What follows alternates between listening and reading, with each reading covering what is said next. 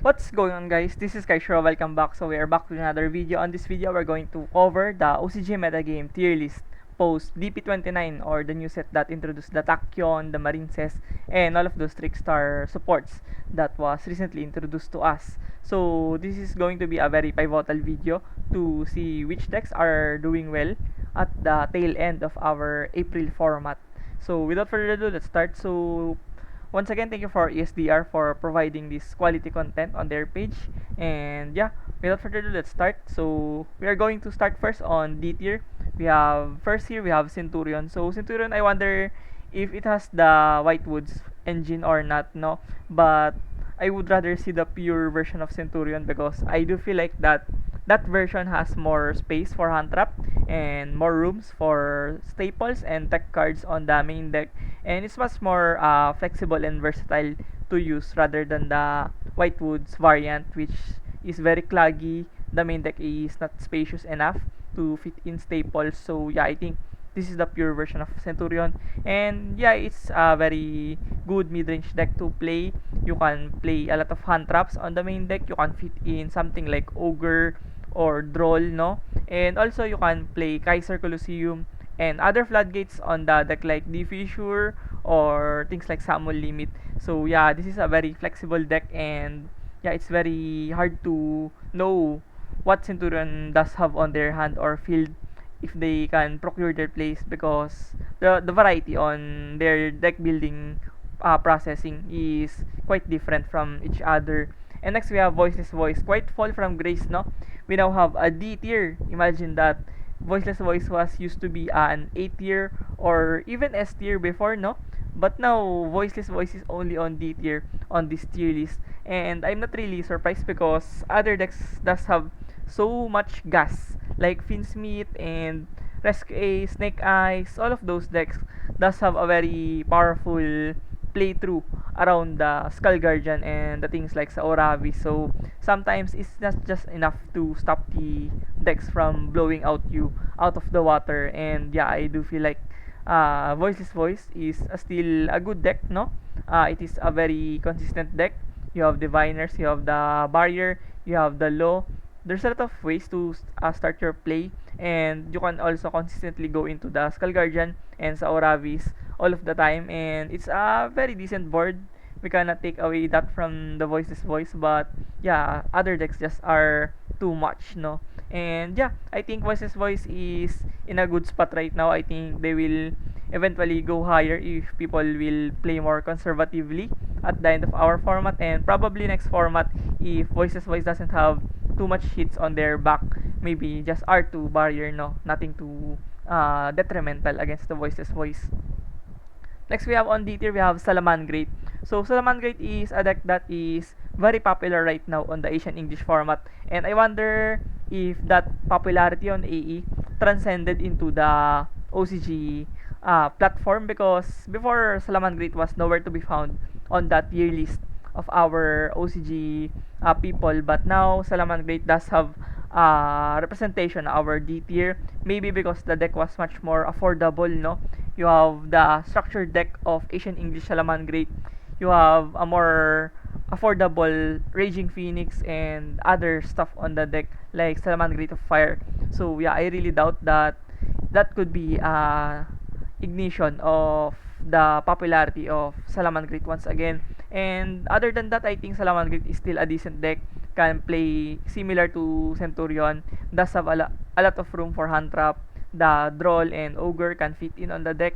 And also, you can play things like Forbidden Droplet, which can definitely help you around Voiceless Voice, Snake Eyes, and Finsmith decks. And also, can play Kaiser Colosseum, of course, goodness gracious. I cannot stress enough how impactful the Kaiser is on the format right now. Once you set up your board with your monster and Kaiser, you're pretty much guaranteed to win the game 1. It's really insane, but yeah, I think it's the way to go for these mid-range decks right now. And next, we have ABCXYZ Union deck on this D block. So this is a new deck in terms of having new support, no, from the recent set, and I think it's a fairly decent deck. I think it's a better version of ABC Union, and now we are seeing a lot of play of this deck. Maybe people are experimenting builds on this deck. I have seen pure versions and also with Finsmith and also with Horus and sometimes with White Forest. Things are getting crazier as times pass by this with this XYZ Union. But yeah, I think it's a fairly decent combo deck. Lots of plays to explore on the deck. Can set up a very powerful end board and also fairly consistent as well. But the only problem would be there will be a lot of garnets or bricks on the deck. And we cannot avoid that considering that we are playing ABC. And that's the major issue of the deck. You pretty much brick often and you are going to play heavily into Maxi. Of course, Maxi is very suffocating for the deck. And also, things like Nibiru and Droll can suffer your setup as well. And I think that's the major issue of this deck. And I don't see them getting higher on this list unless people will eventually innovate a very functional and efficient deck build of ABC XYZ Union. Next, we have the Ignister on the D tier. So Ignister, no, nothing to fancy about that. I think Ignister have been doing a really splendid job on staying on the meta, even though they are kinda less popular and doesn't have too many reps. I think Ignister can still perform quite good. It definitely brings out a lot of link-based monsters that can set up multiple interruptions and negations, and also the OTK line of this deck is very seamless.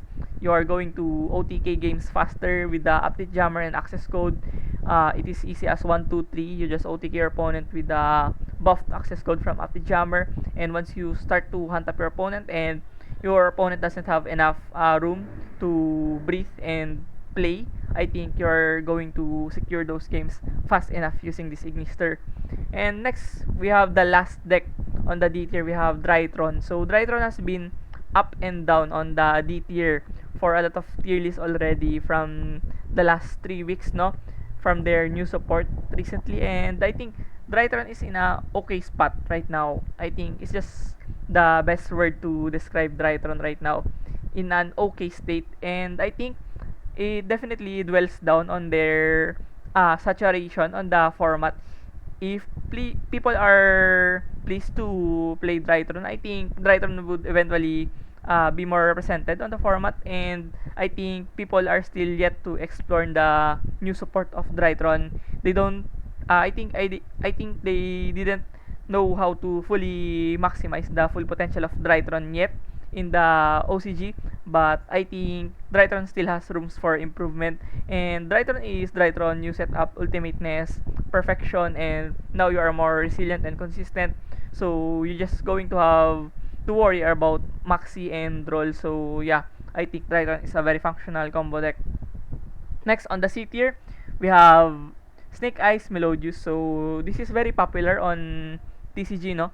People in TCG are very integrated on playing this deck. They are exploring the ins and outs of this Melodious engine towards the Snake Eyes engine.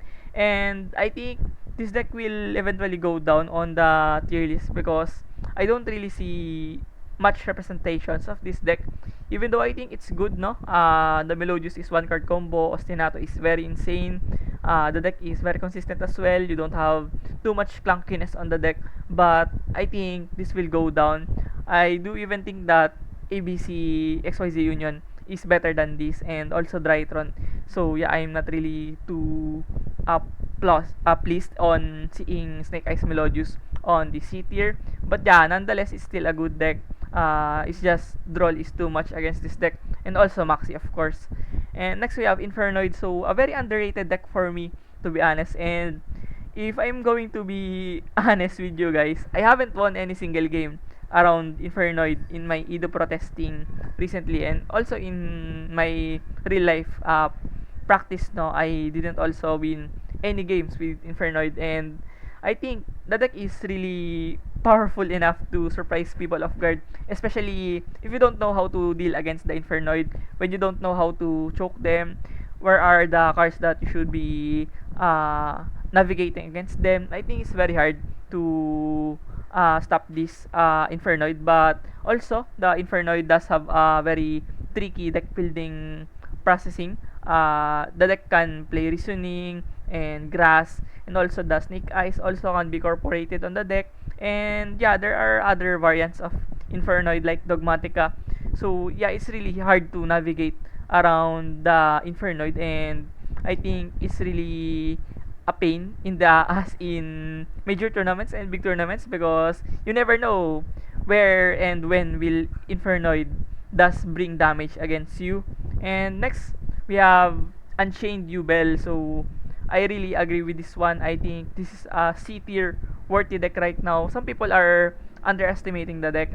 They say the deck dies to draw. The deck really suffers from Maxi.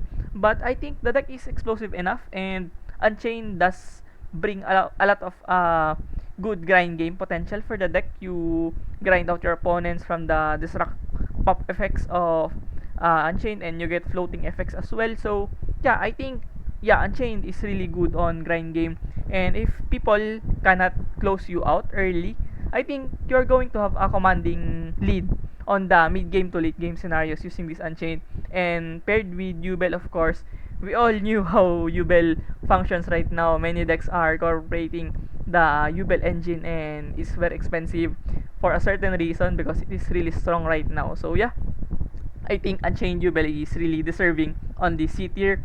Next we have Yubel. So Yubel is another deck that really is tricky to figure out right now. If people are not playing effectively around Yubel, I think Yubel can definitely catch people off guard, and it will definitely have higher representations and top cut efficiency on major tournaments. And like what I've seen on the recent Road of the King article, Yubel have been popping off lately. And it's mainly to the fact that people are not respecting the deck enough. If they don't respect Yubel enough, I think Yubel will definitely rise into occasion. And Yubel does have a very towering presence with their monster. Once you have no inherent outs to that, and it's really going to be a gruesome experience for you. And yeah, I think Yubel is that strong right now. I would rather rate it on B tier if I'm going to make this tier list. Next, we have the B tier. We have Supreme King Melodious. So, yeah, very immense deck, no? One card Dragon Stride combo, one card Ostinato combo, and bunch of one card combos on a very combo-ish deck. It's really dangerous to think about that, no? If you're a very explosive combo deck, usually you play a lot of Garnets and breaks like the ABC XYZ Union. But this deck does have a function of a mid-range deck with too much one card combos, and can be able to set up Apollousa, Barone, and IP Masquerena, even Baguska. All of those problematic boss monsters on the board can easily bring out on this Supreme King Melodious, and it's very consistent as well. You don't really suffer too much on consistency and breaking issues. But the problem was the post game 2 and 3. You tend to go around playing around floodgates like anti-spell and Samuel Limit, and those cards are very problematic right now for the deck, especially anti-spell fragrance. Knowing that you're a pendulum deck, you're going to instantly die around anti-spell. And Samuel Limit, of course, very much played on the side deck of Snake Eyes and Snake Eyes Fiendsmith and Farking Snake Eyes. So yeah, it's definitely a struggle to go around that. And next we have Chimera Fiendsmith, no? So another variation of Fiendsmith decks on our report. The first one, no? On our report that we are going to cover. So Chimera Fiendsmith, I think this deck is decently good right now. People are underrating the Chimera too much, and I think some people have given up on Chimera to play better Fiendsmith decks. But I think Chimera is a very decent deck. The only problem was the prone, and yeah, I think very susceptible to hand traps. Once you can hand trap the starters of the Chimera, they will definitely struggle. But that's where the Fiendsmith comes in. You set up your Fiendsmith engine, you bring out a negation, an interruption, some form of High King Caesar or Apollousa, or yeah, Beatrice or something, to bait out the opponent and start your Chimera plays. So you're going to be very efficient on navigating towards playing around hand traps. But yeah, Droll is very much played right now on the side deck and even main deck of many people. So Droll is the card that you should watch out for using this deck. Next we have Tachyon. So a new variation of Galaxy Eyes rather. So yeah, Tachyon is gaining a lot of traction recently, especially last week. Just last week, to be honest, Tachyon have been seeing a lot of play, mainly to the fact that people are now knowledgeable enough to function the deck and play the deck with knowledge. And also, Tachyon can be very tricky to play against. This deck can FTK. It has FTK root with the Catapult Turtle and can also OTK as well very easily with the Numeron Dragon and Rank 8 Shenanigans, which is a very consistent thing for this deck. You are pretty much going to have place on your XYZ toolbox on your extra deck, and also the deck can set up a very considerable amount of interruptions when you're going first. So the deck is really all around, no? You have a lot of ways to win the game, and I think that's scary, no? Considering the fact that this is a new deck on our format, and Tachyon was tier 0 on Duel Links for some time before, and I'm very interested to see how Tachyon will unfold on our format right now and also on the following format post July ban list. And moving on, we have Runic. So I don't think Runic will eventually go die down on the format, mainly to the fact that this is a stand deck, no? We cannot do too much about that unless we are going to main deck Cosmic Cyclones and other back row removal. But yeah, it's not gonna happen. We are going to prepare against Tenpai. We're going to prepare against Snake Eyes and Finsmith decks. So Runic will be left with no countermeasures, and that's where the Runic shines when people are not really anticipating you or not really prepared around Runic. I think Runic can devastate a lot of people on the format right now. You can get stunned from the floodgates and also get sucked by the Kaiser and also Fissure and also skill drain, of course. And on top of that, this deck does have a very good navigation towards the time rules. You can gain life points on this deck, and it's very easy. You can win on time, and the main functionality of this deck was to stall, no? Stall people out and deck out the opponent. So yeah, it's a very cancerous deck, to be honest. But yeah, it is the way how it is right now for Runic, and it will not eventually go away unless Konami will do something about it. And next we have Mementotlan on the B tier, the last deck on our B tier. I think this deck is very strong right now, considering that this deck is very strong on setting up negations and interruptions on their board, and also very consistent as well. A bunch of 1 card combos and 2 card combo, and the deck is highly consistent, and you're going to have still 12 rooms, yeah, 12 slots for hand traps and staples. So you're not really losing too much on resiliency and hand trap ability to stop the opponent. So it's a very good deck to play right now, and people are also not that familiar with Mementotlan. In our country, most people are not really familiar on dealing against Mementotlan, and that's the bigger issue with this deck. Once you don't know how to stop the Mementotlan, it will definitely ravage you out of nowhere. I have seen that happen in my locals, and many people are left stunned and confused on how Mementotlan destroyed their setup and overwhelmed their decks. And next we have on the A tier, we are going to near on our top tier decks here. We have Snake Eyes Finsmith. So this time I wouldn't agree with this take, because I would rather see Snake Eyes Finsmith as the best deck on the format right now. The results show, no?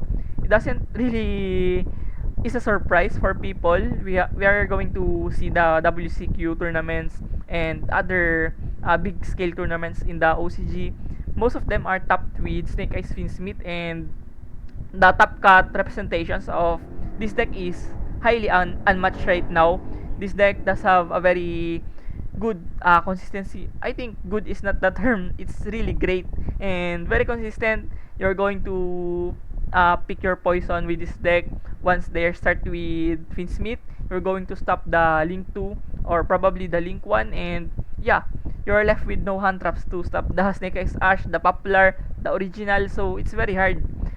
They have a lot of tools to make things happen for the deck, and it's really alarming because these two are the combinations of the most popular and powerful engines right now in the modern meta game. And I think this deck will eventually go die down on the following ban list, especially Snake Eyes can get hit with a really large amount of possibility. So Finsmith will be catered around other decks like Cubel and Rescue Ace, of course. And yeah, I think it's the way to go for Konami right now to ban the popular or other major consistency hit for the Snake Eyes. And next we have Finsmith Rescue Ace, so another Finsmith deck, no? So Rescue Ace is very strong right now in the format. There was a time that Rescue Ace was not even played on the OCG metagame, and in our country as well, many people are not really into playing Rescue Ace. But yeah, now people are seeing how powerful this deck is paired with Finsmith.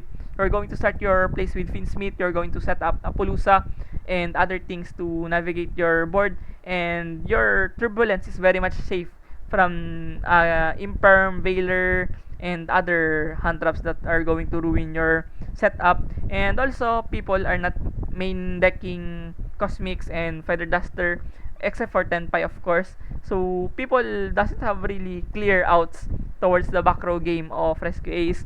Once you set up your Contain, your Extinguish, your back row, yeah, back row set 4 pass from Turbulence, you do have a lot of interruptions from the Finsmith. You're going to have Apollousa. You can pretty much make Little Knight easily, and paired with 2-3 interruptions on your disposal with the Extinguisher and yeah, other trap cards on your disposal, it's very hard to deal against that. And you also have a lot of gas to go into going second with the Finsmith with the Rescue Ace. So yeah, I think this is a very well balanced deck right now and very strong as well. And next, moving on, we have Fire King Snake Eyes. So the good old Fire King Snake Eyes now. I think it's still very powerful right now with the Volcanics getting representations on Fire King and very consistent as well.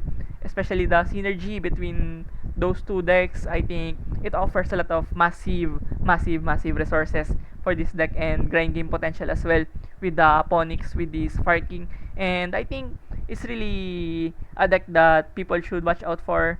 People are gauging into playing Snake Eyes Finsmith, but they're forgetting how impactful and powerful this deck is in majority of our metagame recently with the Fire King dominating our landscape.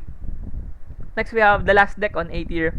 We have the Snake Eyes Pure Raw version. This is the version with Chicken Game, with droplets, with something like Magician Soul. So, this deck offers a similar thing like Tri Brigade back in the day, like in 2021. Even though Tri Brigade Zodiac is much more powerful, much more has higher ceiling, and much more consistent, the Pure Tri Brigade offers resiliency on the deck and utility. You have a lot of rooms to play like Droplet and also 15, 18 hand traps, and also consistency cards like the Magician Souls, similar to the Rescue Cut before from the Pure Tri Brigade. So yeah, I think the mid-range ability of this deck is unparalleled right now. Most decks are not suitable to deal against the board of the Snake Eyes, and you're going to play around hand traps on top of that, and it's really hard. And I think Snake Eyes does have a phenomenal job on taking and closing out games using their sheer ability to set up a very desirable board, and clogging up the opponent with barrage of hand traps is really a very strong setup for this deck right now. And moving on the S tier, the last deck on our metagame tier list, we have Tenpai Dragon. So Tenpai Dragon, nothing too surprising about this. The deck is very cheap. You can get the deck in a very cheap price point.